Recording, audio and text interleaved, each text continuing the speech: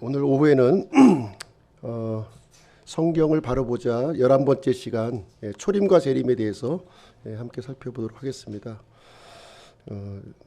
라킨이 지은 성경 바로 보기를 기초로 해서 말씀을 전해드리고 있는데요.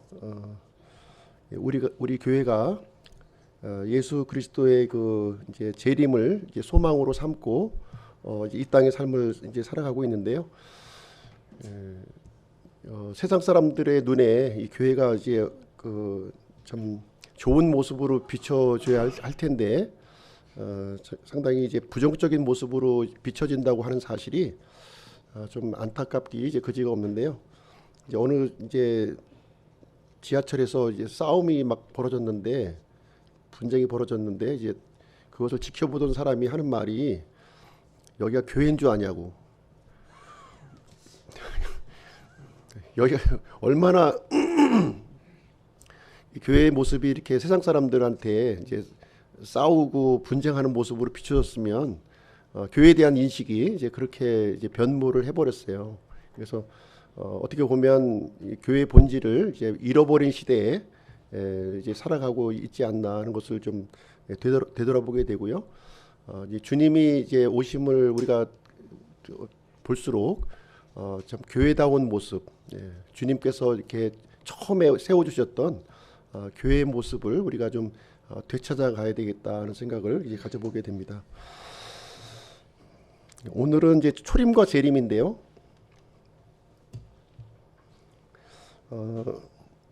마태복음 2장 2절 말씀에 보시게 되면 유대인의 왕으로 태어나신 분이 어디 계시냐? 우리가 동쪽에서 그분의 별을 보고 그분께 경배하러 왔노라. 동방의 지혜자들이 이제 별을 보고 메시아의 탄생을 이제 알고서 이제 경배하러 온 거죠. 경배하러 왔습니다. 메시아는 이제 그 하나님께서 메시아를 이제 준비하시고 이제 보내주시게 되는데요. 창세기 3장 15절에 보시면 여자의 씨로 이렇게 약속을 보내주시겠다 이렇게 약속을 해주셨고요. 그리고 이제 아브라함을 통해서 이제 아브라함의 씨로 메시아를 보내주실 것을 이제 약속하셨고, 그리고 이제 창세기 49장 10절에 보시면 유다 지파를 통해서 이제 보내주실 것을 또 약속하셨습니다. 그리고 신명기 여기서 보시게 되면 이제 메시아를 이제 모세와 같은 대언자로 이제 보내주실 것을 약속해 주셨고요. 이스라엘의 이 왕정 시대를 통해서 수많은 이제 대언자들을 하나님께서 보내주셨죠. 그래서 이제 메시아가 어떤 모습으로 이제 오실 건가 하는 것을 성경에 미리 이렇게 기록해 놓으신 거예요. 이렇게 많은 부분을 이제 기록해 놓으셨고 마침내 주전 4년경에 갈라디아서 4장 4절에 있는 것처럼 때가 충만히 이르렀을 때 여자에게서 이제 이 그리스도께서 이제 태어나시게 되었습니다. 성경의 예언을 보시면 이제 메시아에 대한 예언이 두 줄기로 흘러가고 있는 거죠. 두 개의 강줄기로 이렇게 흘러가고 있는 거예요. 하나의 줄기는 뭐냐면 왕으로 통치하시는 메시아예요. 왕으로 통치하는 메시아. 또 이제 다른 한 줄기는 이제 고난받는 메시아입니다. 그러니까 고난받는 메시아와 이제 영광의 메시아라고 하는 두 개의 예언 줄기로 이렇게 흘러가고 있는 거죠. 그렇죠? 이렇게 그 구분을 이제 할 수가 있습니다. 그래서 유대인들은 어떻게 생각을 했냐면 메시아가 두 명의 메시아가 있다 이렇게 생각을 한 거예요. 두 명의 메시아. 그러니까 고난받는 메시아, 영광의 메시아 이렇게 해서 두 명의 메시아가 있는 것으로 이제 생각을 했습니다. 그러나 실질적으로는 이제 동일한 메시아죠. 동일한 메시아가 처음에 이제 고난을 받으시고 그 다음에 영광을 받는 모습으로 지금 이제 나타나고 있는 것입니다. 그래서 이제 메시아는 그 초림과 재림으로 오시는 거죠. 초림과 재림으로 이렇게 오시게 됩니다. 이 초림과 재림이 성경에 미리 기록이 되어 있는 거예요. 성경에 기록된 대로 예수님이 이제 초림하시고 또 성경에 기록된 대로 예수님이 재림하시는 거죠. 그렇죠? 그래서 오늘은 이제 초림과 재림 두 영역에 대해서 같이 이제 살펴보기를 원하는데요. 먼저 성경의 예언을 한번 보시게 되면 초림은 이미 이제 오셨죠. 2000년 전에 지금 이제 오셨어요. 2000년 전에 오신 예수님은 어느 날 갑자기 이렇게 오셔서 이제 메시아라고 이렇게 얘기하신 것이 아니라 그 전 구약 성경에 그 기록된 대로 그 성취자로서 이제 오셨음을 이제 우리가 이제 알려주고 있습니다. 초림의 그 예언을 보시게 되면 이제 언제 태어나실 것인가, 예수님이 메시아가 언제 오실 건가 하는 것이 다니엘서 9장 25절 이제 다니엘의 49일에 그 49일에 그를 통해서 예수님이 언제 메시아가 오실 건가 그 시기를 이제 기록해 놓고 있습니다. 그리고 이제 미가서 5장 2절에 보시면 어느 장소에서 태어날 것인가, 그렇죠? 베들레헴이죠. 베들레헴. 이제 이스라엘 땅은 이제 베들레헴이 두 군데 있습니다. 두 군데. 예수님이 태어나신 장소는 베들레헴 에브라다예요. 에브라다에서 이제 출생을 하셨습니다. 그리고 이제 어떤 방식으로 이제 출생하실 건가 하는 부분도 이제 기록되어 있어요. 이사야 7장 14절에 보시게 되면 남자와 여자의 관계를 통해서 이렇게 출생하는 인류의 방식을 이제 정하신 것이 아니라 이제 처녀 탄생의 방법으로 이제 오실 것을 기록하고 있고요. 그대로 성취가 되었죠. 그대로 성취가 되었습니다. 그리고 이제 메시아의 그 기름 부으심에 대해서도 이렇게 예언이 되어 있습니다. 그래서 예수님이 요르단강에서 침례를 받으실 때 이제 성령님이 비둘기 같이 이렇게 내려오셔서 기름 부으심을 이제 받았습니다. 그래서 공식적으로 이렇게 드러내신 거죠. 이 기름 부음이라고 하는 것은 이렇게 공식적으로 임명을 받는 절차예요. 그래서 예수님이 이제 30년의 사적인 생애를 지나시고 요르단강에서 침례를 받으심으로 이제 성령님이 이렇게 내려오시고 그래서 메시아로서의 공식적인 활동을 하시게 됐습니다. 이것도 이제 성경에 예언된 대로 이렇게 성취가 된 것입니다. 그리고 메시아의 초림하시는 메시아는 이제 고난 받으실 것을 이제 또 얘기해주고 있는데요. 이사야서 53장에 보시면 고난받는 종에 대한 이야기가 기록되어 있는데 이것이 바로 이제 다 이제 예수님에게서 이렇게 성취가 되었습니다. 스가랴서 11장 12절에 보시면 은 30개로 이제 팔리신다는 내용이 예언되어 있고요.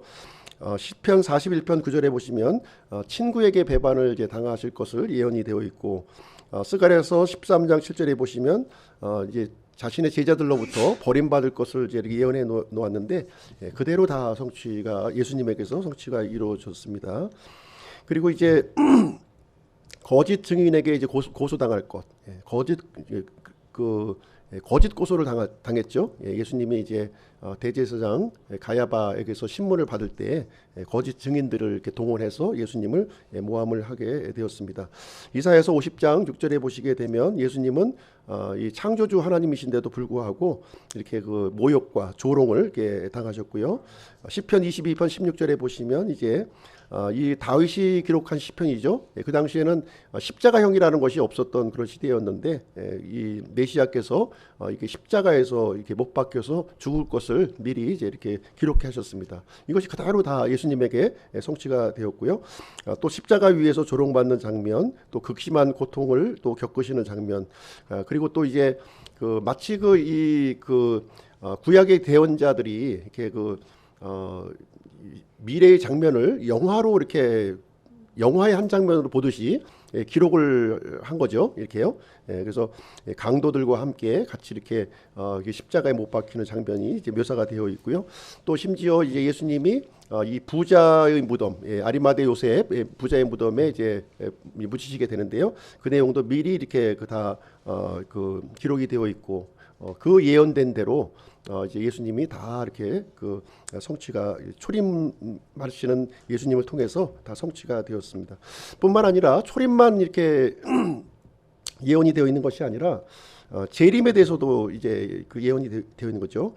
그래서 이 초림하시는 이 메시아와 재림하시는 메시아는 이제 완전히 다른 모습이죠. 예, 완전히 다른 모습이에요. 재림에 대한 예언은 영광스러운 메시아의 모습을 이제 보여주고 있는 거예요. 그래서 메시아는 예레미야 23장 5절 8절 말씀해 보시면 한 의로운 가지가 이제 될 것이라는 것이죠. 그리고 왕국, 왕국, 그러니까 자신이 통치하시는 왕국을 갖게 될 것이고요. 다윗의 왕좌에서 이제 이렇게 다스릴 것이라는 거죠. 그리고 민족들을 이제 철장으로 이제 다스리실 것이다 하는 내용이 이제 기록되어 있습니다. 그리고 수많은 구절에서 이 메시아가 영광스럽게 영광스러운 모습으로 이렇게 그 이제 다스리는 그런 시대에 대해서 언급을 해주고 있습니다. 재림은 아직 이루어지지 않았는데요. 초림의 예언이 이루어진 것처럼 재림의 예언도 반드시 이제 이루어질 것으로 믿습니다. 베드로의 증언을 한번 보시겠습니다. 베드로도 이제 예수님의 이 초림과 재림에 대한 부분을 이제 언급해주고 있는데요. 베드로전서 1장 10절 11절에 보시게 되면 이 혼의 구원에 관하여서는 우리가 이제 구원받는 지금 이제 교회 시대에 구원받는 내용을 얘기하고 있는 거예요.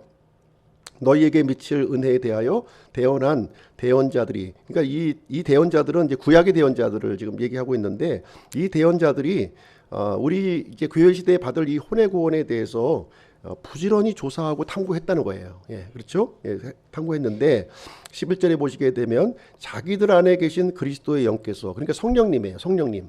구약 시대에는 성령님이 내주하신 게 아니라 일시적으로 이렇게 임했다가 또 떠나시고 이렇게 했는데, 이제 성령님을 얘기하고 있는 겁니다. 그 성령님을 통해서 그리스도의 고난, 이제 메시아의 고난과 그 뒤에 있을 영광을 미리 증언해 주셨다는 거예요. 이제 이 사실을 이제 근데 이제 이 두 메시아의 모습이 이제 한 사람으로 본 게 아니라 두 사람으로 이렇게 이해를 했던 거죠. 그렇죠? 같은 시대에 이루어지는 것으로 이렇게 판단을 해서 정확하게 그 구약 시대에는 이 초림과 재림이 나누어지는 것을 알지를 못했어요. 숨겨져 있었다고 하는 사실입니다. 그래서 어쨌든 이 메시아의 두 모습을 분명히 이제 바라보았고요. 그 내용을 이제 성경에 기록을 해 놓았다 하는 것입니다. 도표로 한번 좀 보시게 되면 예수님의 이 초림과 재림의 두 축으로 이루어져 있는 것이죠. 두 축으로 구성되어져 있는데, 예수님의 초림은 이렇게 비밀리에 이제 처녀 탄생의 방법으로 이제 이 땅에 임하셨고요. 그래서 30년간의 이런 그 사적인 생애를 갖고 그 다음에 이제 공적인 생애를 이제 마치시게 되었습니다. 그리고 십자가에서 이제 죽으시고 부활하시고 이렇게 그 공개적으로 제자들이 보는 앞에서 이렇게 하늘로 승천해서 이제 올라가셨고요. 예수님이 죽으신 이후에 이제 교회 시대가 열려진 거죠. 교회 시대. 원래는 이스라엘을 위해서 오신 거예요. 근데 이제 이스라엘이 예수님의 왕 되심을 거절함으로, 그래서 이제 그 교회 시대가 이렇게 이방인을 위한 교회 시대가 열려지게 되었습니다. 지금 현재 우리가 살고 있는 시대가 교회 시대인 거죠. 예, 교회 시대예요. 교회 시대가 이제 끝마쳐지게 되면 어떤 일이 일어나게 되냐면, 이제 교회가 이제 이렇게 들림을 받게 되는 거예요. 들림을 받게 돼. 그때는 이제 예수님이 공중 재림하시면서 이제 하시게 되고, 우리 교회는 이제 그 들림을 받게 되는 일이 이제 일어나게 됩니다. 그래서 예수님은 1차적으로 재림하실 때 공중을 제압하시는 거예요. 공중의 통치자가 누굽니까? 공중의 통치자. 마귀죠. 마귀 사탄이 공중을 지배하고 있는 거예요. 공중을 현재. 그러나 예수님이 공중 재림하실 때에는 이제 공중을 먼저, 공중에 있는 마귀를 제압하셔요. 그러면 이제 이 마귀는 이제 땅으로 쫓겨지게 되는 거죠. 예, 그 내용이 이제 계시록에 이제 언급이 되어 있는데, 그때 이제 예수님이 공중 재림할 때 일어나는 현상이 되겠습니다. 그때 이제 예수님의 공중 재림은 은밀하게 이루어지는 거예요. 교회가 이제 휴거가 되는데, 우리가 이제 이렇게 제작된 그 판넬을 이렇게 보시게 되면 우리가 휴거되는 장면이 이렇게 있어요. 그것을 보고서 이제 믿지 않는 사람이라든가 인정하지 않는 사람들은 굉장히 그 부분을 이제 이해를 못하는 거예요. 아니, 비행기 타고 가다가 갑자기 조종사가 휴거를 당하면 어떻게 될 거냐. 그래서 이제 이 영화에서도 보면 예수님이 이제 공중 재림할 때 굉장히 큰 혼란이 있을 것처럼 이제 묘사가 되어 있잖아요. 근데 제가 생각하기에는 이제 예수님이 공중 재림하실 때 그 상황을 예수님이 분명하게 우리에게 알려주셨어요. 뭐라고 얘기해 주셨냐면 믿음이 있는 자를 보겠느냐 했어요. 믿음이 있는 자가 보겠냐. 그러니까 예수님이 공중 재림하실 때 그 이 땅의 상황은 믿는 사람이 거의 없다는 거예요. 다시 말하자면 휴거할 사람이 이렇게 많지가 않아요. 휴거 받을 사람이 지금 우려하는 것처럼 두 사람이 뭐 운전하다가 한 사람이 뭐 이렇게 뭐 들림을 받고 나머지는 막 이렇게 막 혼란되고 이런 상황이 아니라 진짜 예수님이 이 공중 재림하실 때 그때 상황은 이 정상적인 이 믿음을 가지고 있는 사람들은요, 저는 경제 생활을 못하리라고 봐요. 경제 생활을 못하고 있고요. 지하에 어딘가 이제 숨어 있든가, 그리고 이제 남아 있는 사람들도 이렇게 극소수의 사람이 이제 남아 있을 것이고, 아마 최소한의 사람이 이렇게 들림을 받는 것이 아니냐. 그래서 믿는 사람이 들림 받는 것으로 인해서 그런 부분에서의 혼란은 저는 없을 것으로 봐요. 그렇게 많지 않을 것으로 보고 있습니다. 그래서 갈수록 우리가 이제 우리 예견하기로는 시간이 점점 지나가고 휴거의 때가 임박해 올수록 믿는 사람들이 그렇게 많지 않다. 대부분 이렇게 타협하고 굴복하고 믿음을 버리는 그런 시대에 예수님이 오실 것을 저는 이제 보고 있습니다. 그리고 공중 재림이 끝난 다음에는 이제 이 땅의 7년 환란기가 이제 이루어지게 되고요. 준지옥입니다. 요 기간이 준지옥이고요. 그리고 이제 예수님이 이제 지상 재림하셔서 이렇게 그리스도의 왕국을 이렇게 세우는 천년왕국이 열려지게 되는 것입니다. 그래서 이제 이 구약의 대언자는 이렇게 예수님의 고난받는 종의 모습, 영광의 이 통치자의 모습이 이렇게 같은 선상에서 본 거예요. 같은 선상에서. 그러니까 우리가 멀리 있는 산봉우리를 보게 되면 그 산봉우리가 이제 같은 선상에 있는 것처럼 보이는 것처럼 고난받는 메시아와 영광의 메시아가 같은 선상에 이제 놓여져 있었던 것이죠. 근데 실질적으로 우리 교회 시대에 살고 있는 신약 성도들은 이 고난받는 메시아와 영광의 메시아 사이에 긴 시간, 교회 시대라고 하는 아주 깊은 골짜기가 있다고 하는 사실을 우리는 이제 발견하게 되는 것입니다. 마찬가지예요. 지금도 우리가 예수님의 재림을 보고 있지 않습니까? 예수님의 공중 재림과 이 지상 재림이 같은 선상에 보이는 거예요.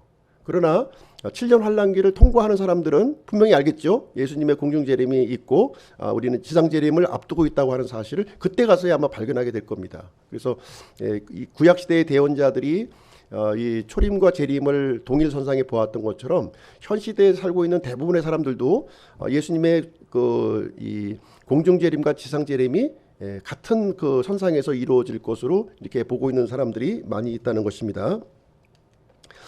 그래서 이제 구원이라고 하는 것은 이 두 개의 초점으로 이루어지는 거예요. 두 개의 초점.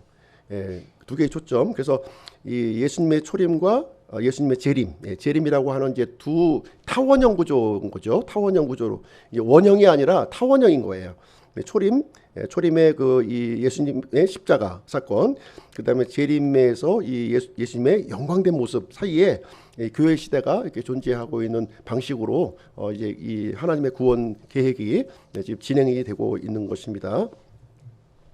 그래서 초림이 이제 두 단계로 진행이 되는 거예요. 초림이요. 그래서 처녀 탄생의 그 방법으로 오셔서 30년간의 사적인 생애를 이렇게 보내시게 되고, 그 다음에 둘째 단계는 요르단강에서 이렇게 침례를 받으심으로 말미암아 메시아이심을 공개적으로 이렇게 선포하시고 3년 반의 공적인 생애를 이렇게 보내시게 되면서 십자가와 부활 승천 사건이 이제 기록되어 되어 있습니다. 이것으로서 이제 완성이 되는 거예요. 초림과 재림 이 두 단계를 통해서 이루어지는 것입니다. 그래서 재림 역시도 두 단계로 이루어져요. 두 단계. 첫 번째 단계는 공중 재림, 그렇죠? 두 번째 단계는 지상 재림. 이렇게 해서 이제 나눠지게 됩니다. 그래서 공중 재림은 은밀하게 이루어지는 거예요. 은밀하게 이렇게 센세이션하지는 않을 것이라고 저는 봐요. 센세이션하지는 않고 굉장히 최소한의 이 믿는 자들이 아마 휴거 사건에 이렇게 들어가게 될 것이고, 세상 사람들은 뭐 그렇게 중요하게 여기지 않을 수 있을 것 같아요. 그렇죠? 예, 그래서 이 첫 번째 이 그 공중 재림의 단계는 이게 좀 감춰져 있는 거죠. 현재로서는 감춰져 있는 모습으로 되어 있고요. 그러나 두 번째 그 올리브산에 그 이제 임하시는 사건은 공개적으로 이루어집니다. 공개적으로 이루어지는 거예요. 예, 올리브산에 임하시는 거예요. 올리브산. 예, 그래서 이것을 이제 지상 강림 또는 현현 이렇게 이제 표현을 해주고 있는 것이고요. 아주 그 모든 사람들이 이게 아주 그때는 그 대서특필할 겁니다. 뉴스가 전 세계적인 뉴스로 아마 지금도 이스라엘에 대한 뉴스가 중요하게 지금 보고가 되고 있나요? 예, 그렇죠. 중요하게 보고되고 있습니다. 우리가 이제 잘 그 우리는 느끼지 못해서 그렇지만 미국의 그 CNN 뉴스라든가 이런 거 보게 되면은 이 이스라엘에 대한 뉴스가 세계 중심의 뉴스예요. 그래서 예수님이 올리브산에 내려올 때는 진짜 그때는 뭐 아주 그 커다란 사건으로 이렇게 보도되리라고 이렇게 보고 있습니다. 공중 재림과 지상 재림 사이의 기간이 이제 7년 환란기인데요. 이것을 이제 구약 성경에서는 어떻게 표현을 해주고 있냐면 야곱의 고난의 때라는 거예요. 야곱의 고난 때. 이 그 7년 환란기는 이제 모든 인류가 다 여기 들어가긴 하지만 주 타겟이 누구예요? 주 타겟. 7년 환란기의 주 타겟은 바로 이제 그 야곱이라는 거예요. 야곱의 후손들이라는 거예요. 야곱이라고 하는 것은 그 이스라엘이죠. 이스라엘이라는 이름을 얘기하고 있는 거예요. 그래서 유대인들이 고난을 이제 하나님께서 이제 퍼부으시게 되는데 그 고난에 이 다른 믿지 않는 사람들도 다 여기에 참여하게 되는 것입니다. 그래서 예레미야 30장 7절에 보시면 슬프도다 그날이 커서 어떤 달도 그것과 같지 아니하니 그날은 곧 야곱의 고난의 때니라. 그러나 그가 그 고난에서 구원을 받으리로다. 이 7년 환란기를 통하면서 이제 이 야곱이 이제 이스라엘 백성들이 구원을 받게 된다는 거예요. 이 구원받게 된다는 것은 이렇게 한 사람 한 사람 구원받는 걸 얘기하는 것이 아니라 민족적인 구원을 얘기하고 있는 거예요. 지금까지 그 이스라엘 사람들은 이제 이 초림하신 예수님을 인정하지 않고 있는 거죠. 신약 성경도 믿지 않아요. 그러나 이 7년 환란기를 통과하면서 구약 성경에서 이제 하나님께서 약속하신 그 메시아가 바로 자신들이 십자가에 못 박았던 그 예수 그리스도라고 하는 사실을 알게 되고 이제 민족적인 회개가 이 환란기 중에 거의 아마 저는 그 마지막 때쯤으로 보고 있는데요. 뭐 중간으로 보시는 분도 있고 하는데 저는 이제 마지막 때에 가서 이제 민족적인 회심이 이루어질 것으로 이제 보고 있습니다. 그래서 요 야곱의 고난의 때가 7년 정도 될 것이다. 이제 마지막 한 이래가 되는 거죠. 마지막 한 이래 49이래에서 마지막 한 이래가 7년의 기간으로 이제 정해놓고 계신 것이고요. 얼마나 이것도 은혜 아닙니까? 이 7년 환란기가 수백 년이 된다면 얼마나 고통스럽겠어요. 하나님께서는 이거를 이제 7년으로 이 고통의 때를 7년으로 이제 제한해 놓으셨기 때문에 이 7년 환란기 때 이 구원받는 사람들은 참 이게 참 그 소망을 가지고 이제 살아갈 수가 있는 거죠. 무한정 간다면 참 구원받기가 참 어려울 텐데 견디기 힘들었을 텐데 7년으로 이렇게 짧아지게 해 주셨다는 거예요. 그래서 마태복음 24장에 보시면 이 환란은 지금까지 유대인들이 받았던 그 환란하고는 비교가 안 되는 큰 환란이래. 큰 환란. 그러니까 창세 이후에 경험하지 못한 그 환란이 이제 참 유대인들도 지금까지 많은 고난을 겪었지 않습니까? 홀로코스트해서 나치로부터 이렇게 막 죽임을 당하고 전 유럽 사람들로부터 이렇게 비난과 배척을 이렇게 받았지만 그런 고난하고는 비교가 안 되는 엄청난 고난의 때를 이제 얘기를 하고 있습니다. 재림은 분명한 사실이라는 거예요. 재림은 있을지 없을지 모른다가 아니라 사실이다. 분명한 사실이에요. 그래서 예수님께서 이거를 증언해주고 있어요. 예수님이 십자가에서 죽으시기 이제 전날 밤에 제자들과 이렇게 함께 하셨지 않습니까? 이게 참 예수님이 죽으신다고 하는 사실을 알고 제자들은 얼마나 두려워했겠어요. 그렇지 않습니까? 두렵죠. 그동안 섬기었던 이 스승이 이제 아주 이 종교 지도자들에 의해서 이제 내일이면 이제 죽을 것이라고 하는 사실을 다 예견하고 있었어요. 그래서 떠난다고 하는 사실을 생각하고 이 두려움에 쌓여져 있는 제자들을 향해서 예수님이 이렇게 얘기합니다. 처소를 예비를 하기 위해서 내가 가는 거다. 그리고 그 처소가 예비되면 다시 내가 올 것이다. 그것을 그래서 안심을 시켜주는 장면이 이제 여기 기록이 되어 있고요. 뿐만 아니라 천사들의 또 증언이 있었다는 거예요. 천사들의 예수님이 이제 그 올리브산에서 이렇게 들림을 받으실 때 이제 모든 사람들이 보는 앞에서 이렇게 올라가지 않으셨습니까? 그때 이제 누가 있었냐면 흰 옷을 입은 두 남자가 있었다는 거예요. 이 천사의 모습을 이렇게 성경에 나타난 모습을 보면 이게 뭐 날개를 달렸다든가 또 뭐 이상한 모양을 가진 게 아니라 30대의 젊은 남성으로 항상 등장하게 되는데요. 이 흰 옷 입은 두 남자. 계속 등장하죠. 그렇죠? 예수님이 부활할 때도 두 남자가 이렇게 등장하고 예수님이 승천하실 때도 두 남자가 이제 예수님에 관련된 소식을 여기서 이제 전달을 해 주게 됩니다. 그래서 예수님이 이렇게 하늘로 들려 올라가신 이 동일한 예수님이 동일한 방식으로 지금 이제 이 올리브산으로 내려오실 것을 얘기를 해주고 있습니다. 그래서 이 흰옷을 입은 두 남자 천사들인데요. 이 천사들이 예수님의 부활을 증언했을 뿐만 아니라 이제 다시 이제 이 땅에 오실 것, 다시 오실 것, 올라가신 큰 모습 그대로 다시 오실 것을 분명하게 여기서 이제 증언해주고 있다고 하는 사실이에요. 그리고 세 번째는 사도들이 증언했어요. 사도들, 예수님의 제자들이죠. 예수님의 제자들. 예수님의 제자들은 어떤 제자들입니까? 예수님이 십자가에 달렸을 때 다 도망갔어요. 다 도망가고 자기도 혹시 죽을까봐 두려워서 아주 그냥 문을 꽁꽁 걸어 잠그고 이렇게 겁쟁이들이었어요. 겁쟁이들. 자기 목숨에 연연하는 겁쟁이였어요. 그러나 이 사도들, 이 예수님의 제자들이 사도가 되어서 예수님의 이 부활을 증언했을 뿐만 아니라 예수님이 다시 오실 것을 또 증언하고 있다는 거예요. 다시 오심을. 그렇죠? 특별히 이제 사도 바울이 이제 증언을 하고 있는데요. 사도 바울 데살로니가 4장 17절에 보시게 되면 그 뒤에 살아서 남아있는 우리가 그들과 함께 구름들 속으로 채어 올라가 공중에서 주를 만나리라. 그리하여 우리가 항상 주와 함께 있으리라. 이렇게 사도 바울이 증언했고요. 뿐만 아니라 야고보도 또 증언한 거예요. 야고보도 너희도 인내하며 너희 마음을 굳게 세우라. 주의 오심이 다가오고 있다. 그래서 예수님의 재림이 임박했다고 하는 사실을 이렇게 증언하고 있고요. 사도 베드로도 또 증언한 거예요. 사도 베드로. 예수님을 부인하고 저주까지 했던 그 제자였어요. 그런데 이 베드로의 입에서 나오는 그 증언을 한번 보시기 바랍니다. 우리가 우리 주 예수 그리스도의 권능과 오심을 너희에게 알려줄 때 우리는 교묘히 꾸며낸 이야기들을 따르지 아니하였고 오히려 우리는 그분의 위엄을 눈으로 본 자들이었노라. 그래서 이 변화산에서 이제 예수님의 그 변화된 모습을 기억하면서 이 예수님께서 권능을 가지고 오실 것을 이 베드로가 이렇게 증언을 해주고 있습니다. 그래서 예수님은 이제 이 변화산을 통해서 이렇게 우리가 보여준 모습을 보게 되면요, 예수님은 재림의 모형으로 이렇게 보여주셨고요. 거기에 나타난 모세와 엘리야 이 두 사람은 모세는 부활한 성도의 모형이라는 거예요. 부활한 성도, 부활하는 성도들의 모형. 엘리야는 휴거되는 성도들의 모형을 이제 보여주고 있는 거예요. 그래서 예수님이 이 재림하실 때에는 이 모세와 같이 이렇게 죽어 있던 사람들이 이렇게 부활하는 일이 일어나게 되고요.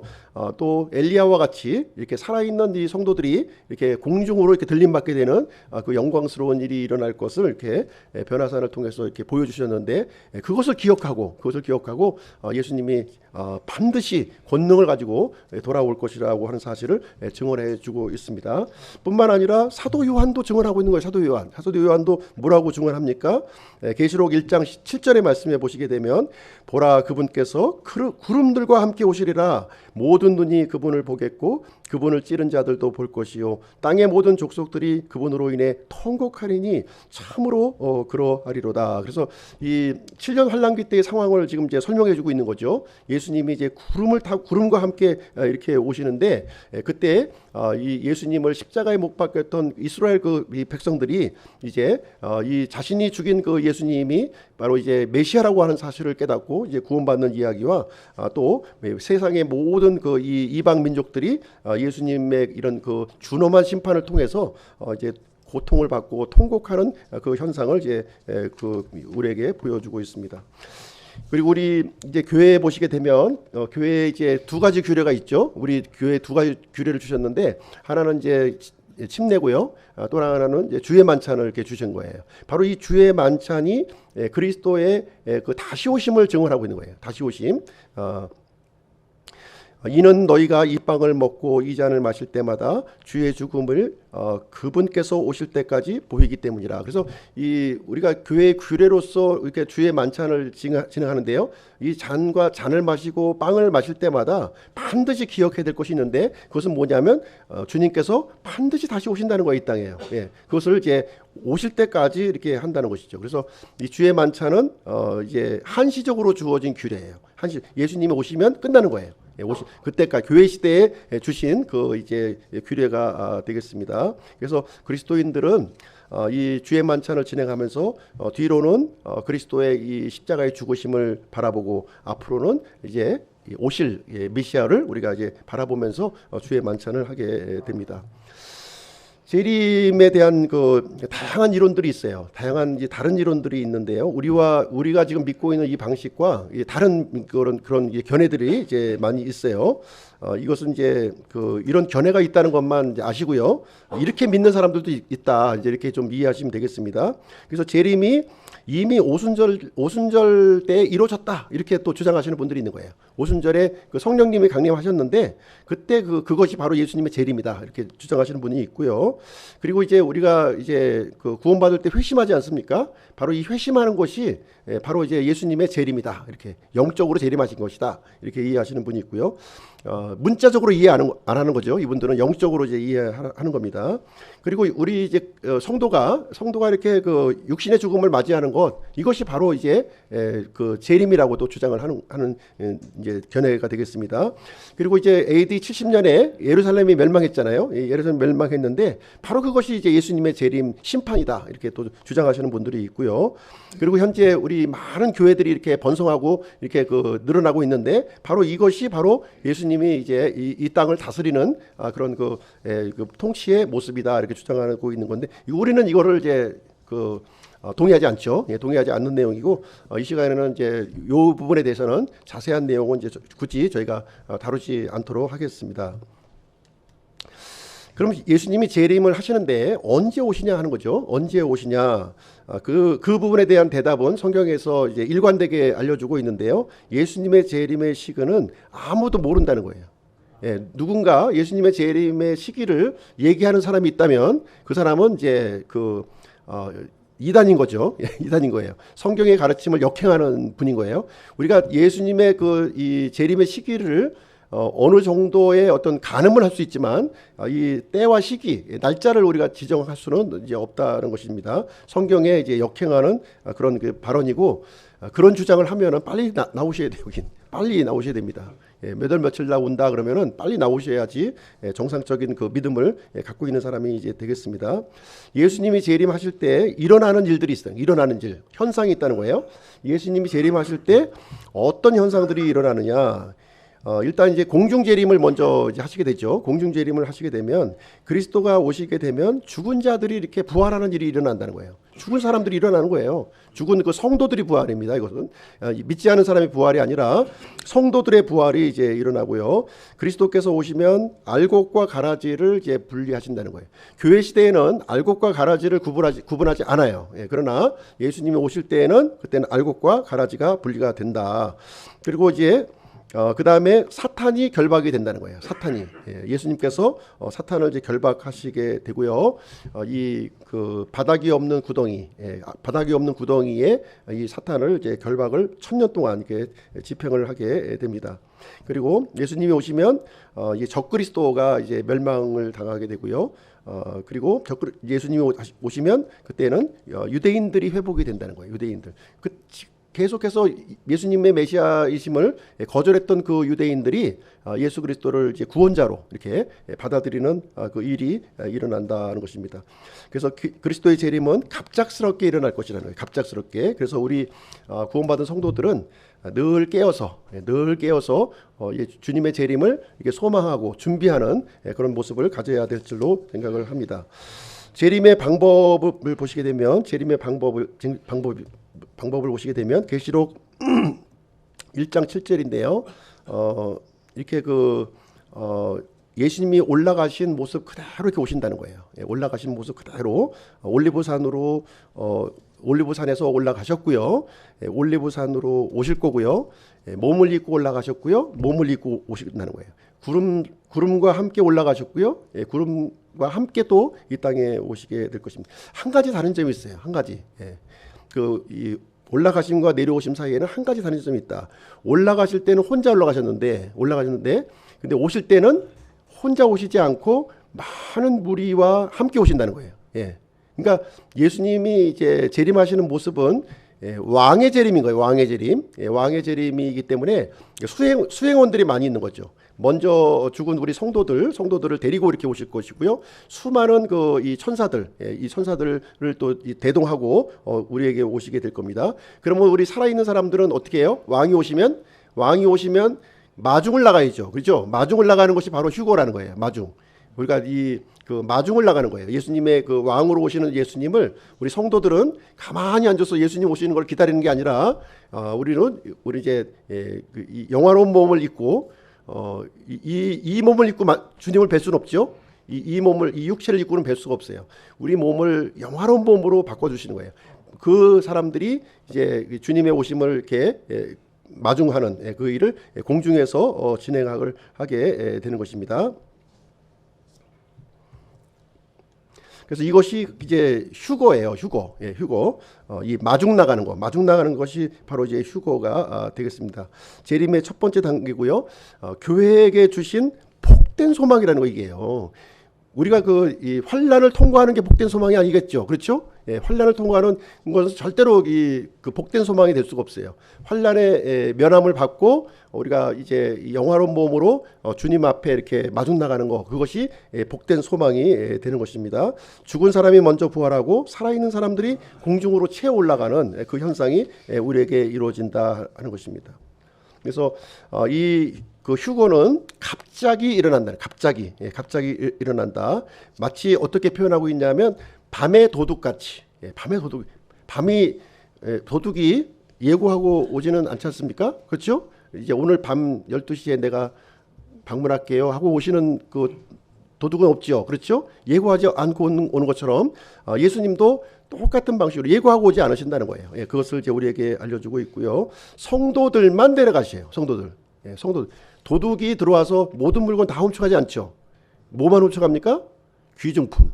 예. 그래서 예수님께서도 이 도둑과 같이 오셔서 이 성도들만 데려가시고, 그래서 아마 굉장히 적은 숫자일 것이다 저는 보고 있고요. 누가복음 18장 8절에 보시게 되면 예수님이 오실 때 사람의 아들이 올 때 그 믿음을 보겠느냐, 믿음을 찾아보기가 어려운 때 이렇게 오시는 것을 우리에게 예고를 해주고 있습니다.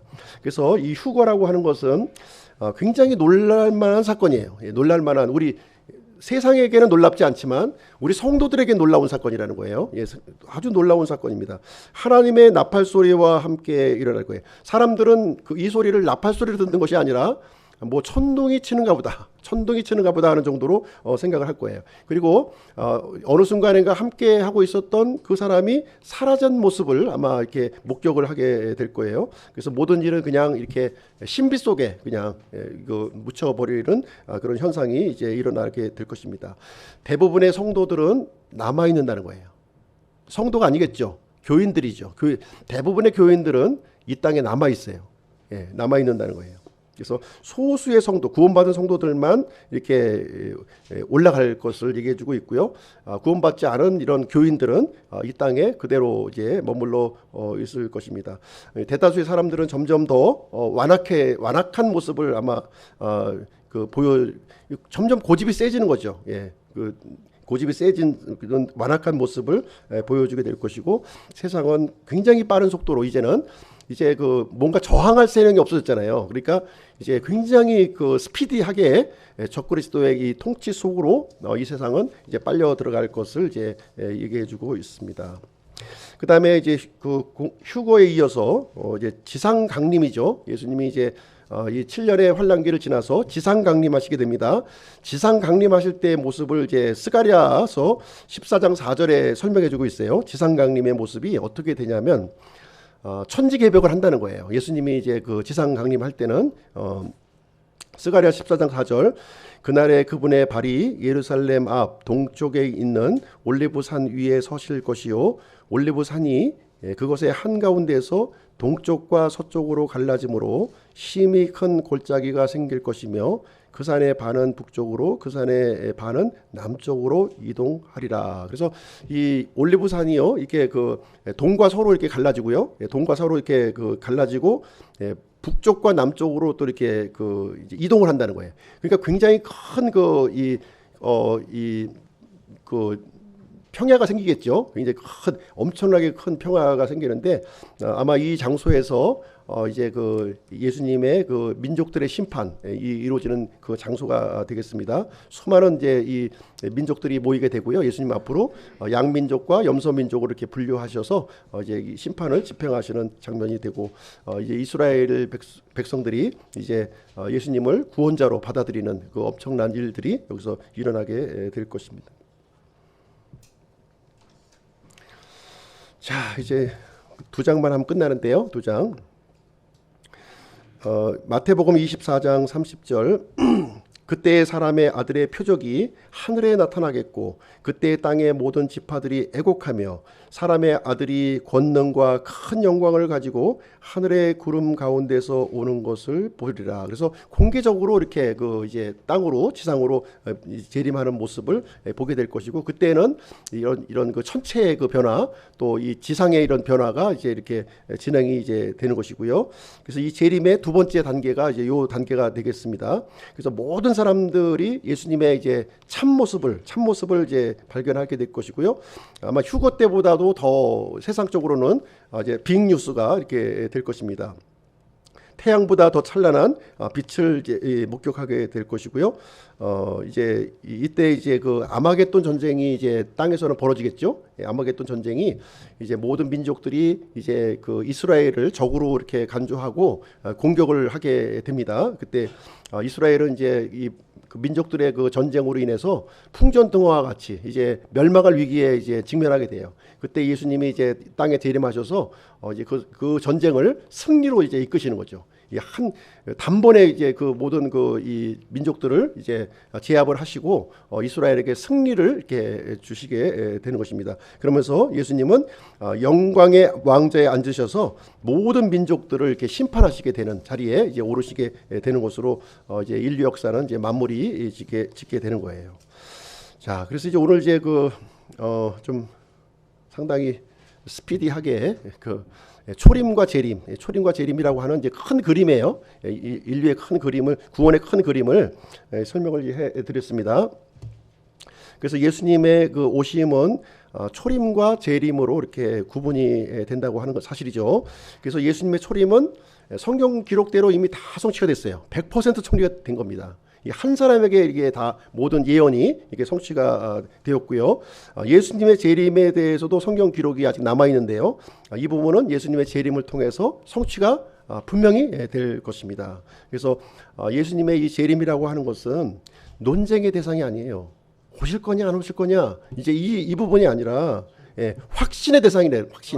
확신의 대상이에요. 이것은 믿느냐 안 믿느냐의 문제지 오실 거냐 안 오실 거냐의 문제가 아니라 믿는 자들은 이렇게 들림을 받을 것이고 믿지 않는 자들은 이 7년 환란기를 통과하면서 이제 영원한 이 불호수 거기로 들어갈 것을 이제 성경에 미리 기록을 해놓은 거예요. 그러니까 빨리 이 사실을 이제 기록한 이유는 뭐냐? 뭐 위협하기 위해서 한 게 아니라 빨리 구원 받으라는 거예요. 하나님의 그 계획 속으로 들어오라고 얘기하는 것이지 그 지옥 가라고 이렇게 떠미는 것이 절대로 아닙니다. 빨리 나의 이런 이 잘못된 고집, 완악한 마음을 내려놓고 빨리 하나님의 이 계획 속으로 들어오라는 거예요. 영원한 계획 속에 들어와 있어야지 이 마귀의 그 일시적인 이런 유혹에 이 시간을 우리에게 주어진 하나님의 이 시간을 낭비하지 말라. 이 얘기를 지금 미리 이제 알려주시고 피할 길을 주시고서 이 내용을 우리에게 알려주시는 내용이 이제 되겠습니다. 그래서 성경은 이렇게 끝나는 거예요. 성경도 재림으로 끝나는 거예요. 재림으로. 계시록 22장 20절 한 목소리로 같이 한번 읽어보겠습니다. 시작. 이것들을 증언하시는 분께서 이르시되 내가 반드시 속히 가리라 하시는도다. 아멘. 주 예수님이여 과연 그와 같이 오시옵소서. 그래서 우리 구원받은 성도들은요, 예수님의 이 오심, 다시 오심에 대해서 이 아멘으로 화답하는 그런 삶을 살아야 될 줄로 생각을 합니다. 그래서 오늘 이 시간에는 예수님의 초림과 재림 이 두 영역에 대해서 함께 살펴보는 그런 시간을 갖게 되었습니다. 기도.